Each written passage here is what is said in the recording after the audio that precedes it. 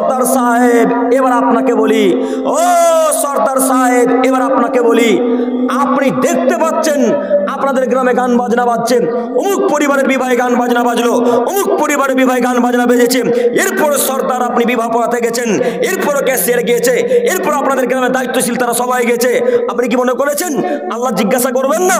আপনি কি মনে করেছেন আল্লাহ জিজ্ঞাসা করবেন না?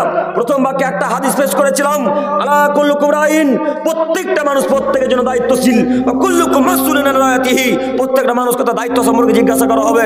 সর্দার সাহেব আপনি বিশ্বাস করুন, আল্লাহ আপনাকে কিয়ামতের মাঠে গ্রাম সম্পর্কে জিজ্ঞাসা করবে, ক্যাশিয়ারকে মজদুর সম্পর্কে জিজ্ঞাসা করা হবে, সর্দারকে তার আন্ডারে যত লোক ছিল, যত ঘর ছিল, প্রত্যেকটা বাড়ি সম্পর্কে জিজ্ঞাসা করা হবে।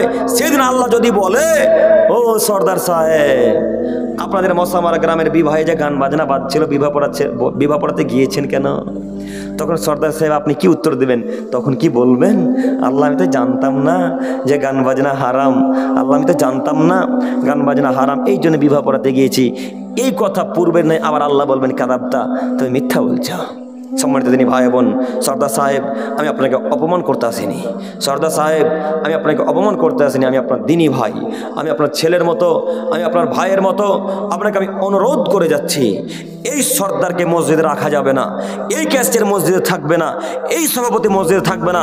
যেই সর্দার যেই ক্যাশিয়ার গানের বিরোধিতা করতে পারে না, যেই সর্দার যেই ক্যাশিয়ার যেই সভাপতি হারাম কাজের বিরোধিতা করতে পারে না, এরকম সর্দার মসজিদে রাখা যাবে না। আব্দুল করিম ভাই কেমন যে বললেন, আমাদের মসজিদে যত দায়িত্বশীল আছে সবাই যে ওরকম, সব পরিবারে তো গান বাজনা বাজে, কে এখন কাকে বাধা দিবে? এই জন্য তো আমাদের নবী মুহাম্মদ সাল্লাল্লাহু আলাইহি সাল্লাম খুব আফসোস করে বললেন, লা তাকুমুস সাআত, হে আদমের ছেলে মেয়ে তোমরা শোনো, কিয়ামত ততদিন পর্যন্ত হবে না, হাত্তা ইয়াকুনা আসাদু নাসিবিদ দুনিয়া লুকাইবিনা লুকাব, যতদিন পর্যন্ত অধমের সন্তান অধম, অযোগ্যর ছিল অযোগ্য, যতদিন পর্যন্ত সমাজের নেতৃত্ব না দিচ্ছে, যতদিন পর্যন্ত সমাজের দায়িত্ব না নিচ্ছে, যতদিন পর্যন্ত সমাজের দায়িত্ব না নিচ্ছে, ততদিন পর্যন্ত কিয়ামত হবে না।